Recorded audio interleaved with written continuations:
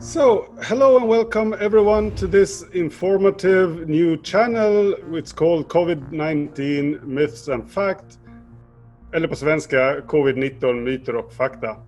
And where we will be discussing various aspects of this COVID-19 disease and try to clarify a bit the latest findings and so on.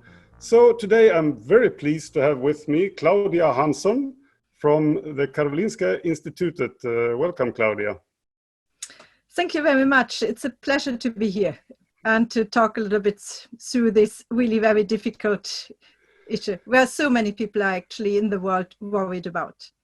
Yes. So the theme today is about children. Children, maybe they can get sick, maybe, and there's also the issue of parents in risk groups and children going to school. So that's the overall theme. And maybe you could say something about what you work with and what's your background.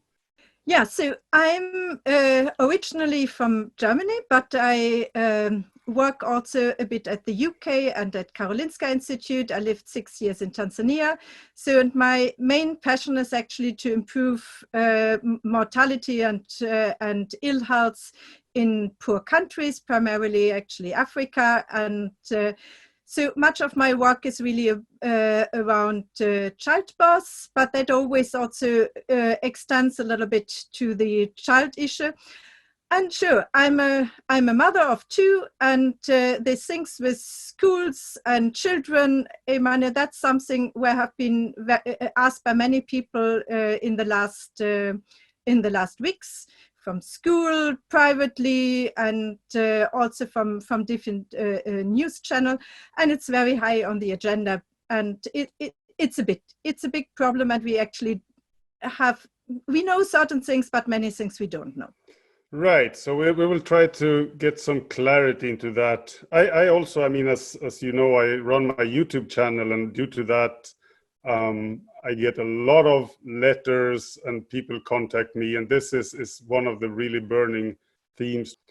And I also get mails. I got some videos sent to me actually by worried parents. I was thinking maybe we could start off by just looking quickly at them, and then we take the discussion from there.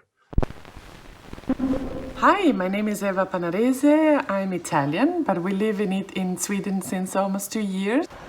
Hello, my name is Mahesh Patil and I work as a software engineer in Lund, Sweden. Hi, my name is Richard Engblom and I'm a Swedish entrepreneur. I have 2 wonderful children that are aged 15 and 12. Now, why am I here today? Mainly because my husband is at risk, high risk. He's a heavy smoker, but he's also had, unfortunately, 2 severe pneumonia in less than 1 year. I consider myself to be in a risk group, even though the commune doesn't think. I learned very early that I'm in a risk group because I have a bleeding disorder or a bleeding disease. So I cannot even imagine if he would catch COVID-19. So that's why I'm keeping my children at home. We tried for distance learning. It worked pre-Easter period. Somehow we managed to get, and teacher was a little cooperative. So I came to a conclusion that it's better to take the kids out of school. And we did that in late February. And unfortunately, we've been threatened by the school to have the children going, despite the fact that we have my husband at risk. But post-Easter, it's been a lot of pressure for us to send my kid to school. We tried commune, asking commune, and I got a very stubborn reply from them that yes, any healthy child should go to school irrespective of the situation.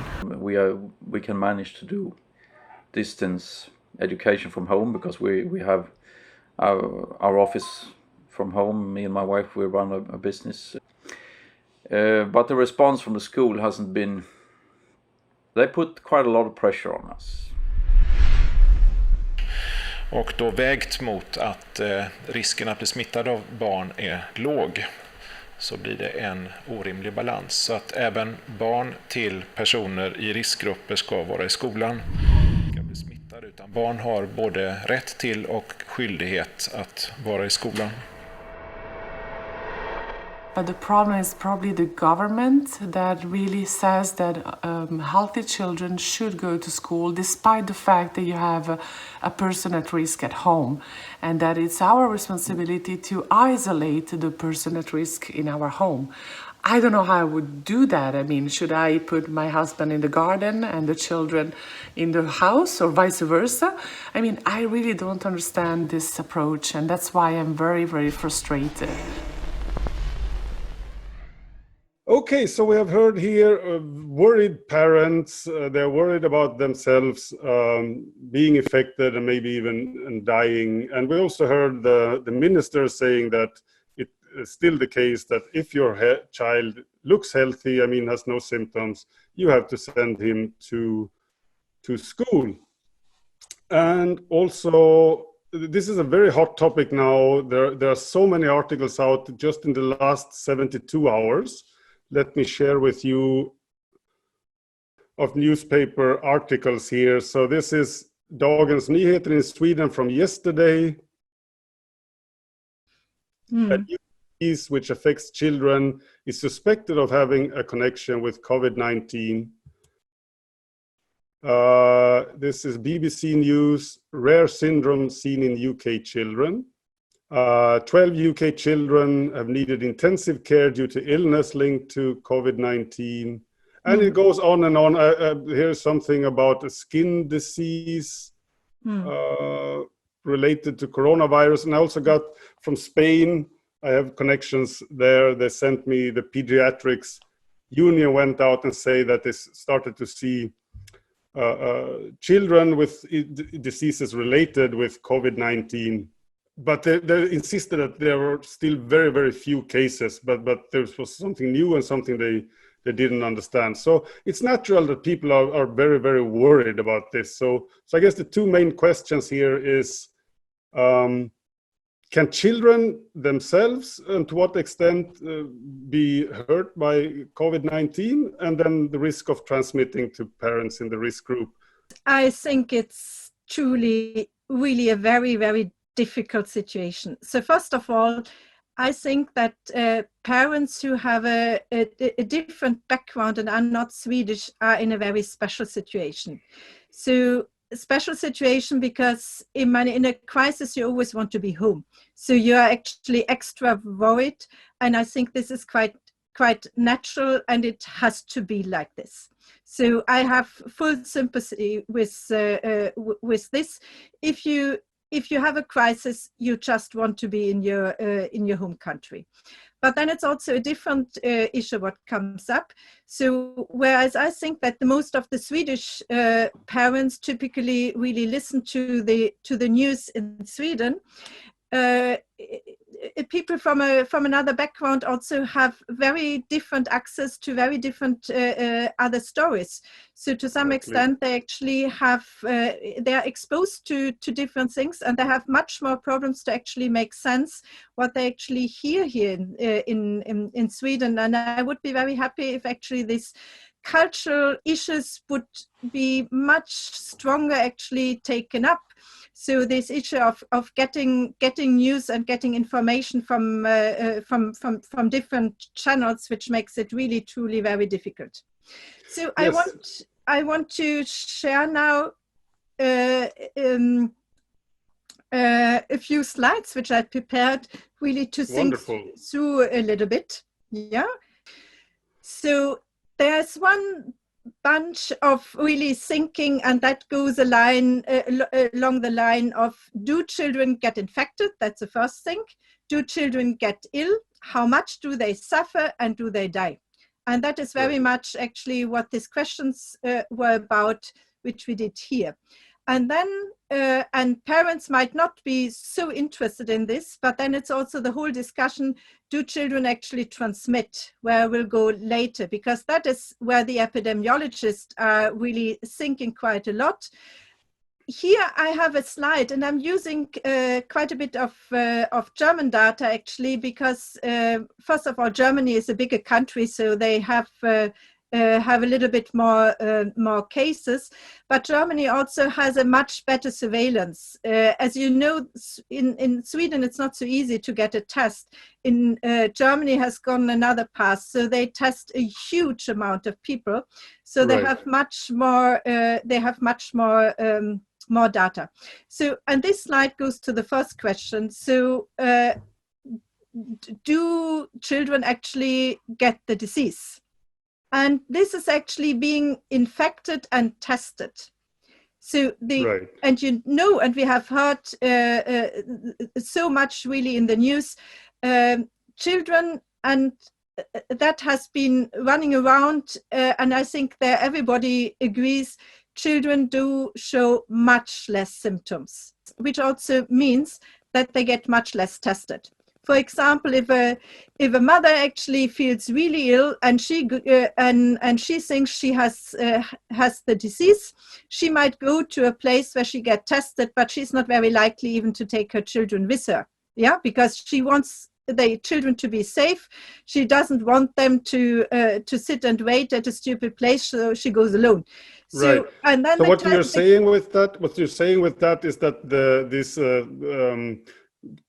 pillar here or column for children could actually in reality be higher because they are tested to a lesser extent. Exactly, but we don't know how much, and nobody knows. It can be that, Imani, you see here particularly that there are particularly very low bars in the group of 0 to 9. So it can be kids don't get infected, but it can also be they don't get tested. And even from the German data, where a lot more testing is done, we can't say this. So this is a study which has been published here the 27th of April. And this is a study which actually is a little bit more helpful, because here they identified 391 cases in China and followed all the contacts. And here the follow-up of contact means that they actually tested tested all the cases. Yeah. Okay, so they went back in a tree, and so you have a sick person, and then then you go back and find where the disease came from, and then you follow in the next level where the disease came from, and no, I mean, it's actually easier. So they had cases which were identified at different places. So they had a so-called what we call index case. Yeah. So somebody who was ill. This index case was not always found the first day of illness or the second day of illness, but it was a case. Yeah. And in that moment, now they told the case, we have to follow your people you have been close with. And there were certain criteria also how close they have been. So, but it's to a large extent also the household contacts. Right. Yeah, this is a typical study of this type of studies where we need much more also out of China. But that's only possible if you really follow up cases. Right. So this is what's called contact tracing, I guess. What is called contact tracing. So, and here you see another picture. So, first of all, it's quite interesting. This disease is spreading like hell, and still, if you have somebody who is ill, only 7% of close contacts actually became infected. So many people actually think that if you live in a household, you can be sure that everybody is infected, but that's not the case.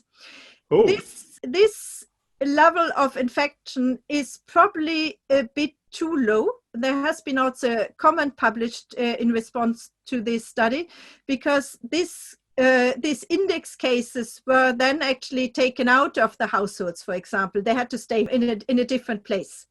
Well, okay. So because this connects to the question of this Italian woman. So the husband was in the risk group, and the school had told her, you can isolate your husband. And she was basically saying, I don't know if to put the husband in the garage or or in the garden. or No, the they children have- in the garden? Or how can I do this? We live in an apartment. No, I mean, and there are different ways, but in during that time in China, they actually put the index cases quite often in separate places. So I mean, that's the same what they did at the beginning in Germany. So they had actually the hospitals full with people who had to isolate, which is not realistically on the long run. Yeah, you also don't have enough hotels where you can put the cases. Right. So, for example, what they did in Germany, realizing that we cannot do it. For example, they told people in households, so try to sleep in 2 different rooms. Yeah, don't speak with each other. And with all this kind of things also, they actually reduced. So here we have only 7% because they really did drastic measures. But even in normal household, it doesn't go much above 15, something like this. So okay. It is important to know that actually not everybody gets infected, and we haven't understood this. Yeah.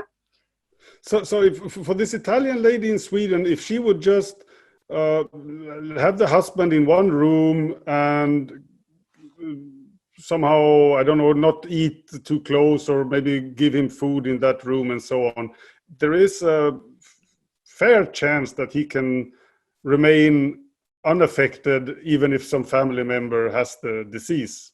What should I say now? So it is people will say that's what we do, and you have said me something wrong if somebody gets infected.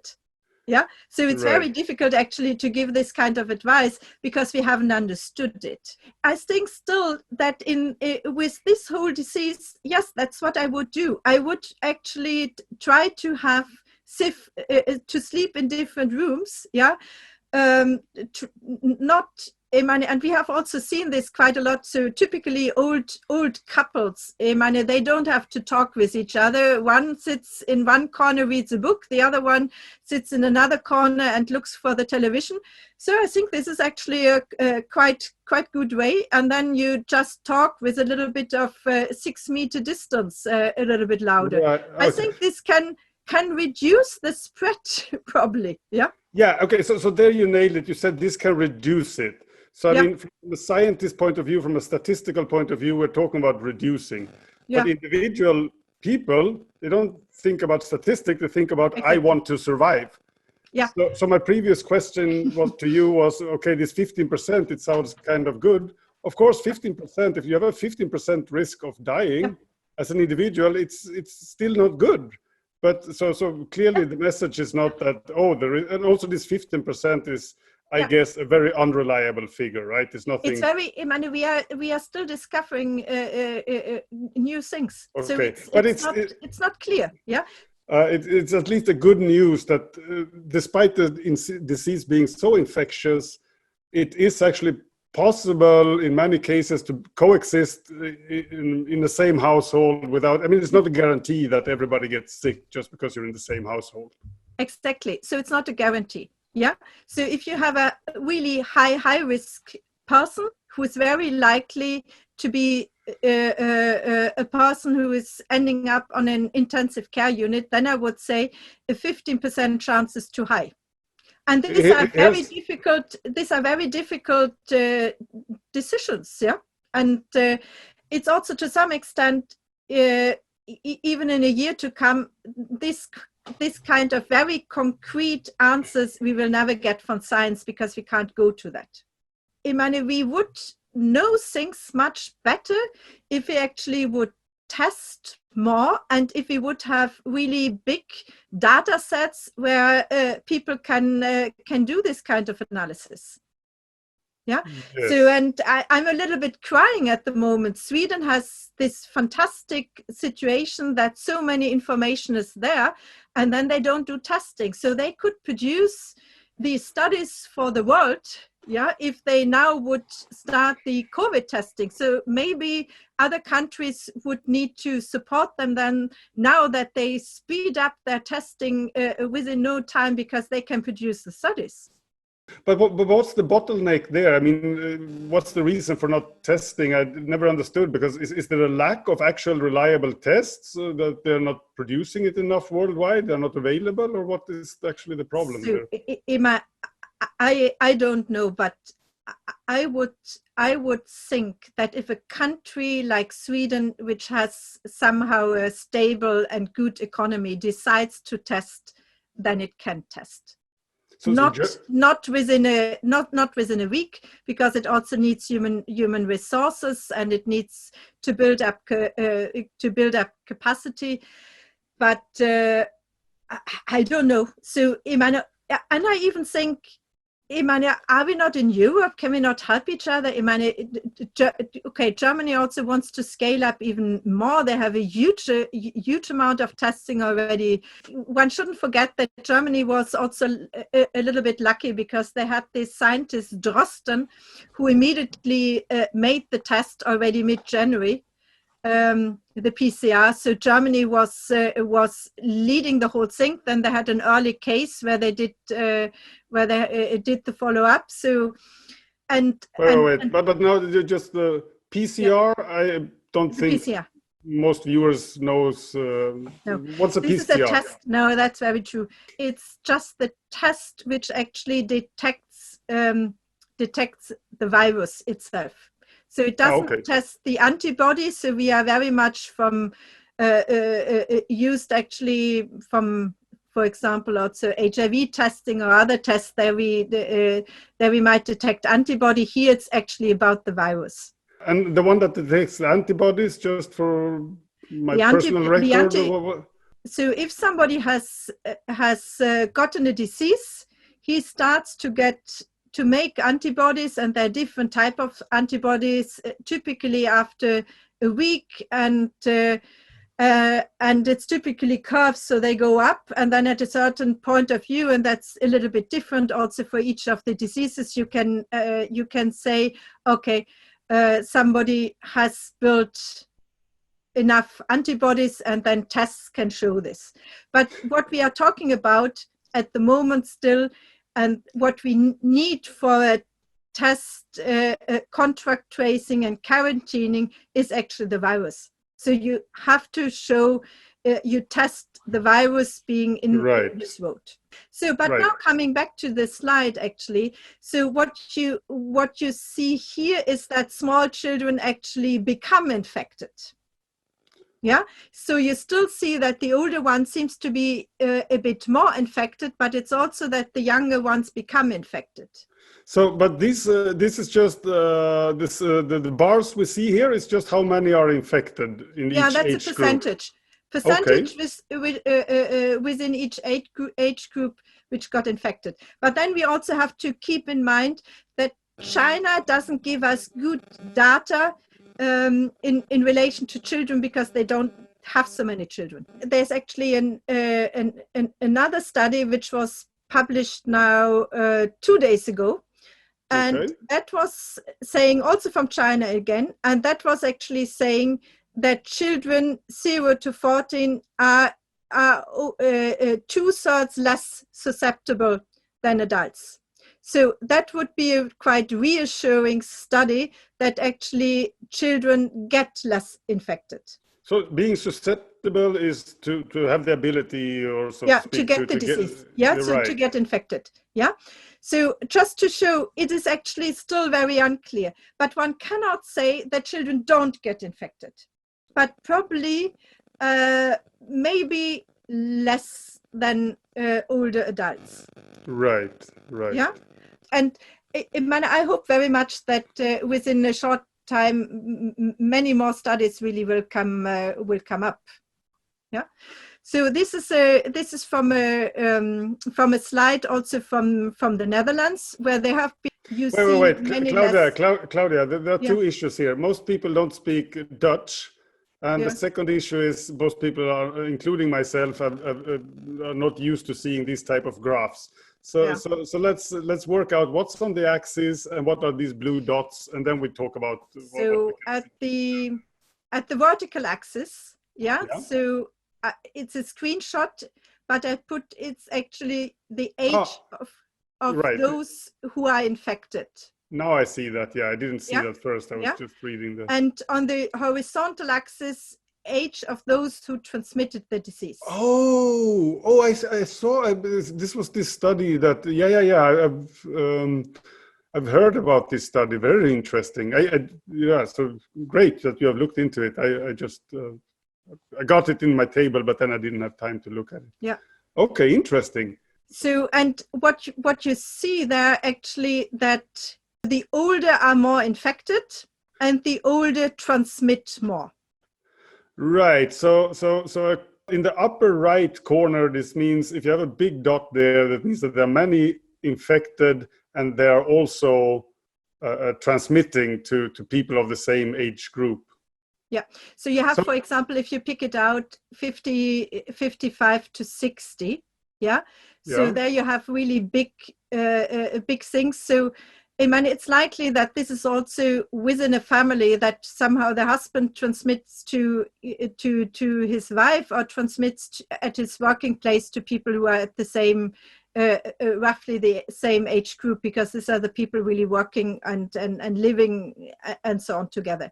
So there you have much bigger dots.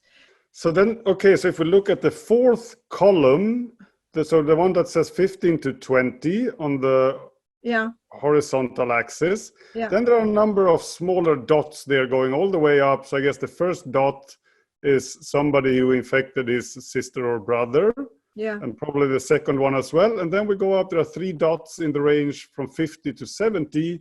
And this is probably then this teenager infecting his parents or maybe grandmom. But these are very few cases. And if we go then a bit to the left, we look at 5 to 10-year-olds. There's one guy, or maybe 4, each dot means between 1 and 4. So the one guy, or less than 4, infected a brother or sister, but there's no evidence here that of a young child infecting anyone in the older age group. So, and this was done at the beginning when they also still tried to do the contact tracing. Right. Yeah. So it's not out of the time when the schools were already closed, because we would expect this even to be stronger during the time when the schools were closed. Because then it's clear the transmission is not happening anymore from children. So that's again actually quite reassuring, and I mean, this is linked a little bit to what in Sweden people have been saying. It looks like the children are not driving the epidemic. Then it's often the question, what for me at least is the question, what does it mean not driving? Yeah. So if 50% of maybe 60% of the infection is within adults, and not children, then you could say it's driving the epidemic, but that doesn't mean that we can be sure that children don't do anything with the epidemic. Because typically, so it's again, I mean, the whole thing is about balancing, and also how in the end it also comes back to even if it's not that important and only contributing to some 15 and 20%, if you really want to interrupt, then this 15-20% might be important. And that is, for example, why Germany is at the moment having a hard time to open, because they estimate that still something like 15 or 20% of the whole thing is actually coming through children. Yeah, children are somehow involved. Yeah. So what you're saying is not the main motor, but it is a motor. And the other viewpoint one can take on this is this guy Rickard we saw in the beginning with the blood disease. I mean, if he dies because his children infects him, that doesn't do anything on the statistics. No. For him as a human being, of course, it's a problem, right? He died. His children are fatherless. So this is. If you break it down on a personal level, and you have a parent who is a risk group, then you need to still different. Then you don't want the children to bring the infection home. And no child will ever be able to live if it knows I killed my father. Yeah. This is just impossible. You can't put it on the kids. Even if the risk is only 10% or 5%, you can't put it on the kids. What an argument against this could be that I don't believe in asymptomatic spread, so it's not a problem as long as you isolate the kid from the parent in the risk group when he starts to show symptoms. Yeah, but children that we know have hardly any symptoms. That's why they are not tested and so on. Or they might have so mild symptoms, which they are so much used to. Yeah. So, we are not asking our children every day, something in your throat, have you, So since children are not getting symptoms, and we've seen various graphs here that they do transmit it, the likely assumption is that they transmit it without having visible symptoms. So, we can even not say this. We actually still don't know. Okay, right. Yeah? We don't know. We still have really a gap in the evidence there. So we can't really follow it through. But we cannot yet, it's very clear that we don't have the evidence as yet to say it's safe. Yeah, children will not bring the infection home. That I really have to reject still. So we are not assured that they will not bring the infection home.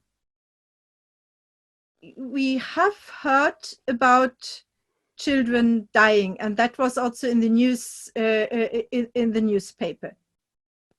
Yeah. Yeah. So, but this is again from cases from Germany, and these are cases of people who got ill and who are in the system which with sufficient information. So these are a number of cases, not people who died. Yeah, but then the orange bars is the percentage within these groups who actually died. Right. So, and it is so there are a few cases in this group, in each of the age groups who died, but they all end up at 0. Yeah, because it's so little risk. Right. So having no bar here, it doesn't mean that nobody died in the group. It just means that the bar is so small that it's not visible on the screen. It's invisible on the screen. Right. Yeah. I still would think it's right if parents are worried, then it's about really getting to a doctor saying, my child has this and this. Do you think my child is in a risk group? I think that's what the healthcare system and the medical professions have to do. So is my child at risk? Is it not? But I'm actually quite assured with this that I think it's really a very few cases. There seems to have been somewhat like you open the plug of the bathtub. So in the recent, just last 5 days, there have been, I showed some newspaper clips in the beginning. Yeah. The common denominator here in both in UK, France, and Spain is that they start to see multiple cases, let's say around 10, with some common denominator that is not related to being in any sort of risk group that's known up previously to the scientific community. That's just what I got from reading the newspapers. Of course, but what's your thought on that? But that brings us also, we haven't understood the disease completely. Yeah, and we still have people dying who are not part of risk groups, also in older age, and we know this.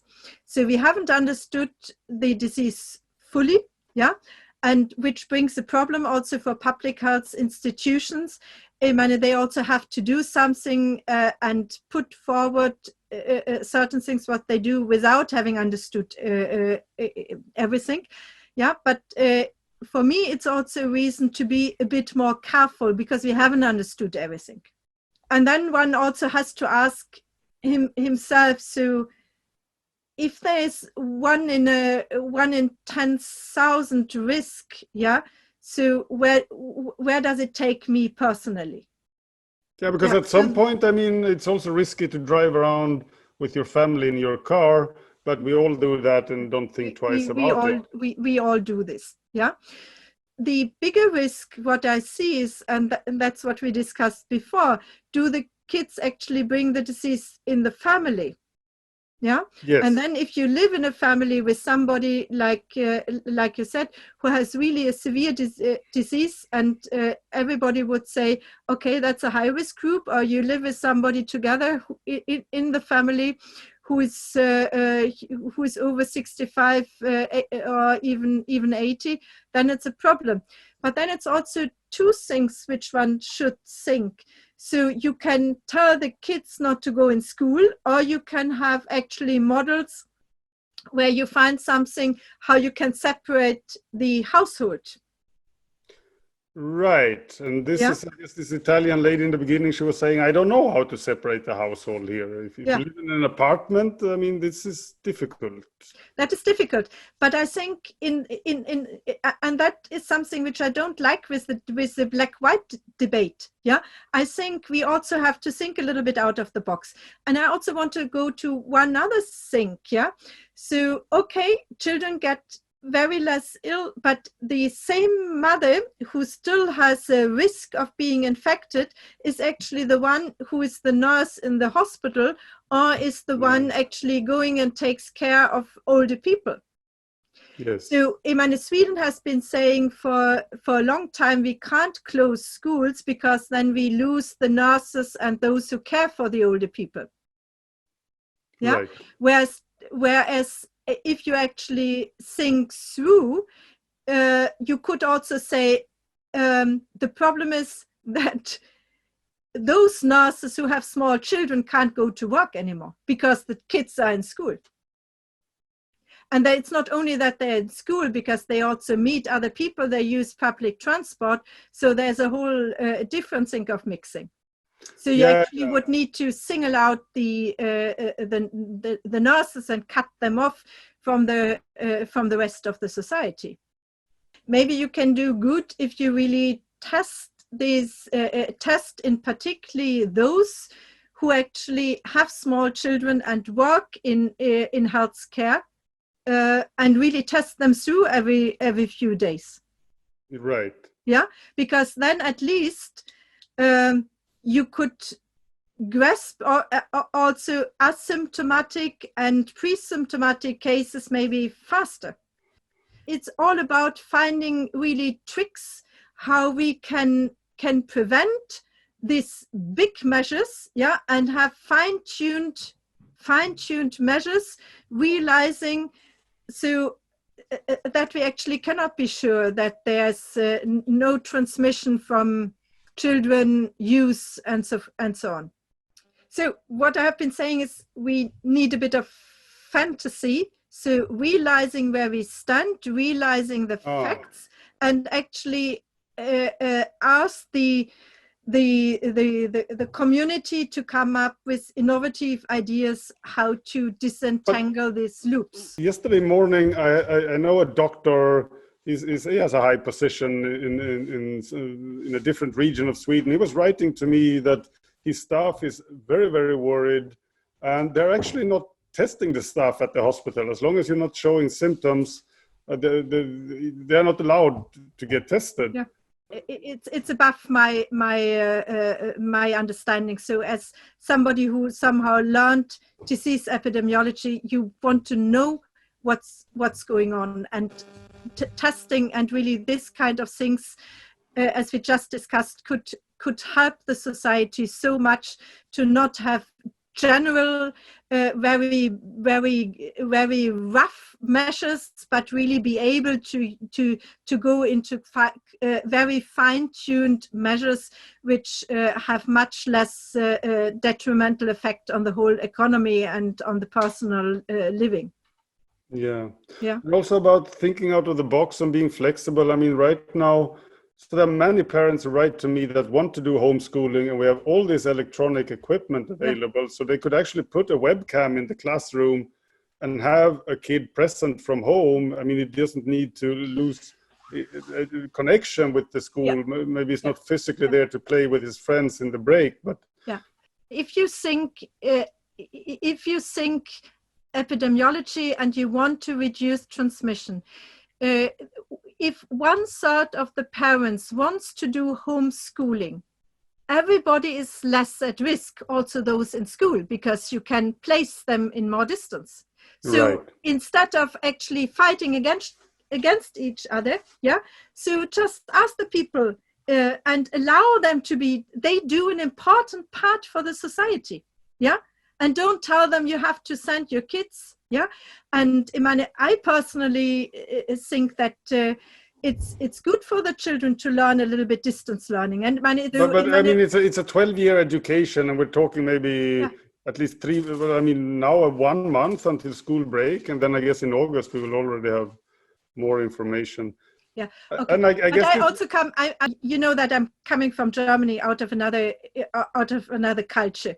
When the whole thing started, I talked with my father, who was a head teacher for a long time. He said, "But what is this thing of school? I haven't been in school for 9 months. Yeah, everything during the Second World War was just falling into pieces. So okay." But that was not a problem. So we catched it up later on.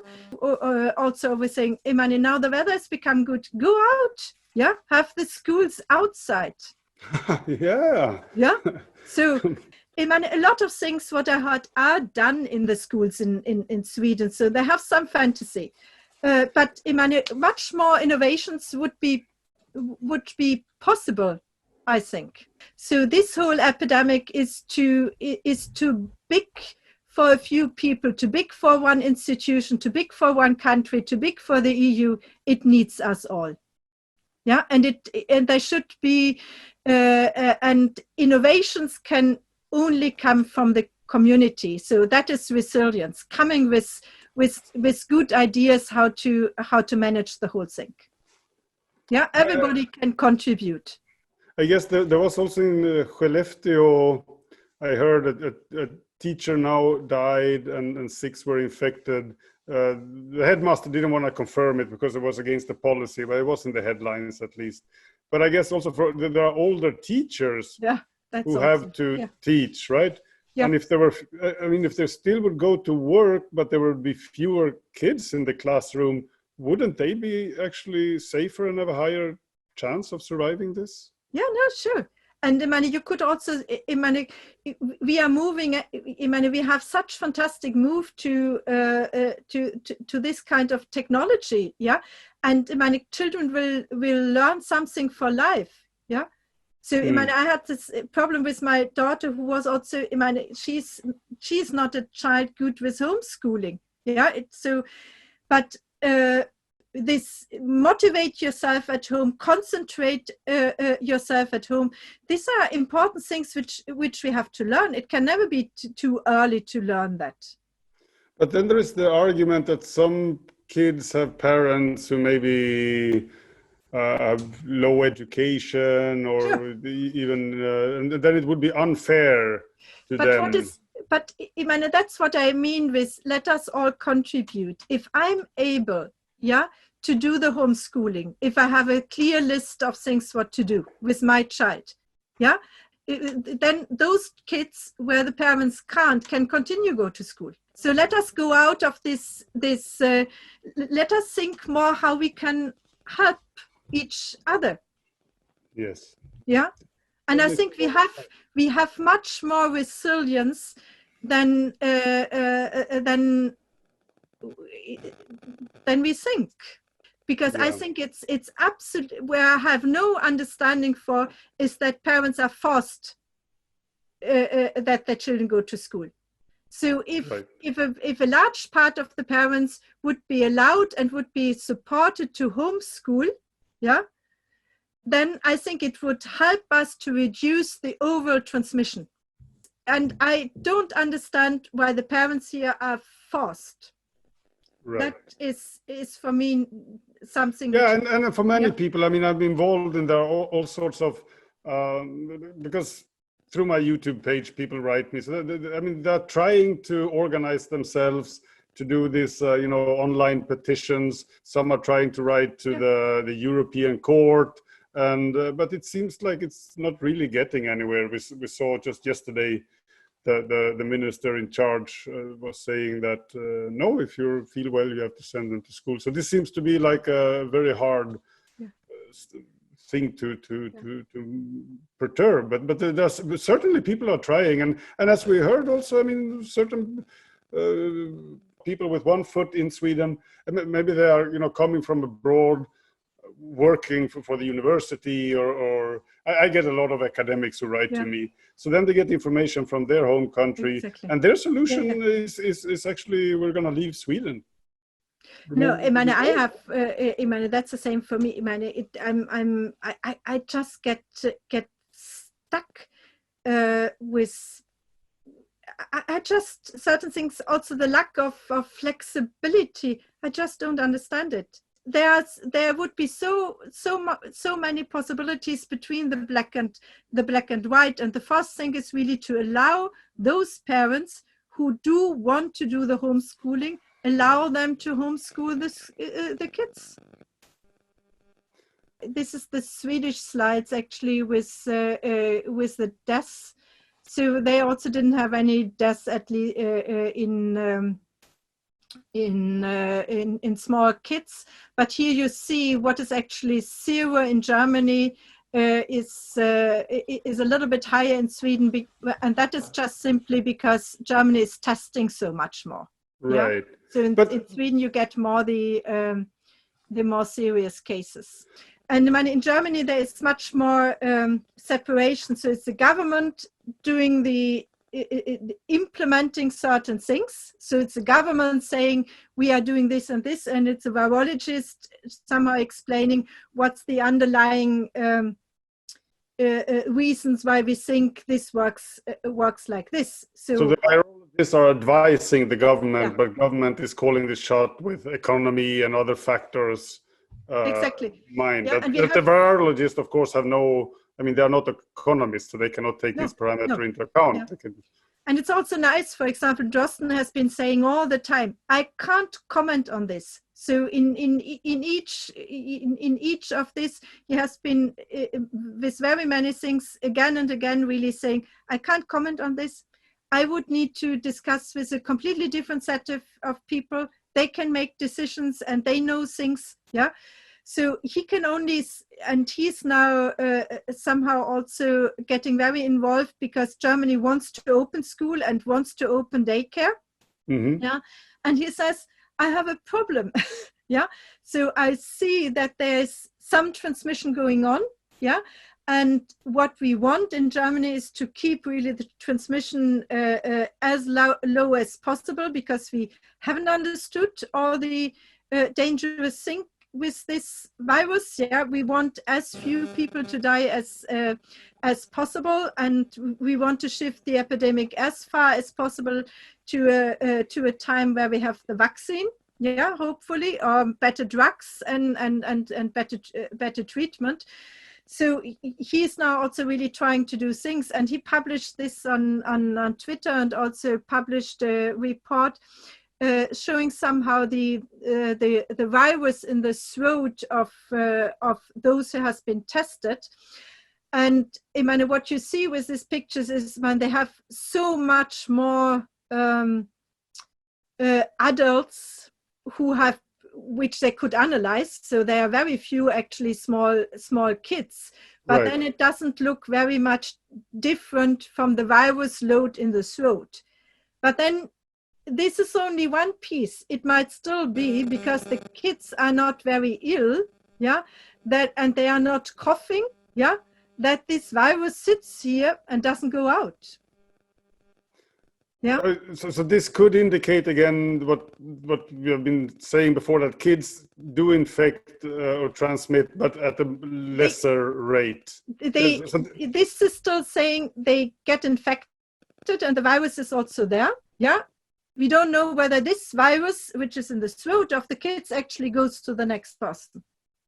Right, but I don't understand these pictures. I mean, to the right here we have like a massive amount of small dots, and to the left we have very few dots. How should I interpret this? Yeah, because they have tested so few kids. Right, so and the conclusion is that we cannot say very much from these studies yet. Yeah, no, it comes down to the to ever and ever again, really to the same problem. We really need now data. And Sweden could really help the world now. Yeah. But yeah, because they have had the kids in school. So if there are more data now coming out, which actually show to which extent do they get the disease, how do they transmit from one child to the other, how do they transmit from one child to the parents, then we would really know more. Yeah. Right. So what you're saying, so Sweden is. So this was what Michael Ryan said also the other day, that the world can really learn something from Sweden, and I couldn't agree more. I mean, if one country takes a radically different path than everybody else, or if you run an experiment that's different than previous experiments, there is always something you can learn, right? For good and for bad. So what you're saying now is that Sweden is in a unique position to provide knowledge to the world based on the fact that we took a different path. But we are not doing it because we're not doing testing and contact tracing. So far, we're not contributing to the knowledge pool. I think there are studies. I'm pretty sure there are some smaller studies ongoing, and also go out and inform the public and tell them, yes, we will know in a week. Yeah, so that they actually know. People also are not clear. They don't know everything. Yeah, and there are many things we don't know. Yeah, so, and explain the public we are working on this. And I think we have a huge amount of thinking people. I would say at least, is it not at least 50-60% of the population would easily really follow all these things? Yeah. So when you were talking about Germany opening schools and this Drosten being against it. Not against it. He's just saying, I don't have the data as yet to safely say you can open. Right. Yeah? I don't have the information yet. He's not against it. He has a child, obviously, himself. He sees the whole dilemma, but he cannot, as a virologist, say, yes, it's safe. Right. Yeah. But I just had maybe this is a funny remark. We can cut it out maybe. But so a Swedish politician, was this Lena Hallengren, I think, about this, that Denmark and Germany may be opening schools. She was saying that, okay, but now other countries start to follow the Swedish path. No. So, I think I can only speak for the German path as far as I understand it. Yeah. I think the German path, the objective was really to, particularly when they became active, to bring the epidemic down to an as low a level as possible. Yeah. Right. And then in the moment where they reacted, they couldn't do the contact tracing anymore because they had too many cases. So the epidemic was doubling. Yeah. So the decision was, we have to stop everything. We have to regain control over the epidemic. Right. Yeah. And at the same time, they took the time in this somehow difficult time actually to understand the epidemic more, because a lot of things have been published that time. Yeah. Also from China, a lot of evidence was coming in. They managed to get the to scale up protective material. Yeah, so by closing down and having less transmission, at the same time they scaled up the hospital, they scaled up the protective equipment, they scaled up the testing. So they used the lockdown to make everything ready in order to go out of the lockdown. So it's not following the Swedish thing. So for everybody, it's completely clear that you cannot stay in a lockdown for a year. Yeah, but Right. they prepared.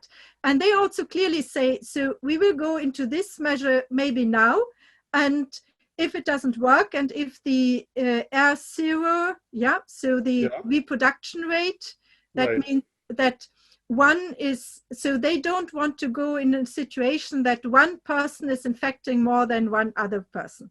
Right, so they're opening up now, but if there are, since they're doing testing, they can also monitor, and if there are signs that it starts to grow exponentially again, they will lock down again, or at least counteract that somehow. Then they will counteract again. And so the idea was to push it down and like keep it there, or maybe something like this. So it was, I think it was so how I understand it, two things: regain control, and prepare. Right. Yeah. So also prepare. So as I said, what are the models that it can work better? Yeah. So what are the models that you can protect the homes for elderly, that they don't get infected? So if you give yourself a little bit of time, you can start to prepare. You can think through. Yeah. People might get ideas of what could be done. Yes. Yeah. So and in that sense, it's not the same approach. The approach is to keep control over the epidemic, to keep it as low as possible. I need to make my lunch now. It's a very late lunch, but lunch? I need some lunch now. No, that's. I actually have guests coming in 10 minutes. We postponed Valborg to today, so I should go and put some salmon in the oven. Well, it's been a great pleasure. Nice to talk to you. Yeah, the same. Very informative. Thank you so much for your time, Claudia, and have a good weekend. Have a nice weekend now. And the same to all the viewers, and stay tuned. We will be back. Yeah. Okay. Bye-bye. Bye-bye.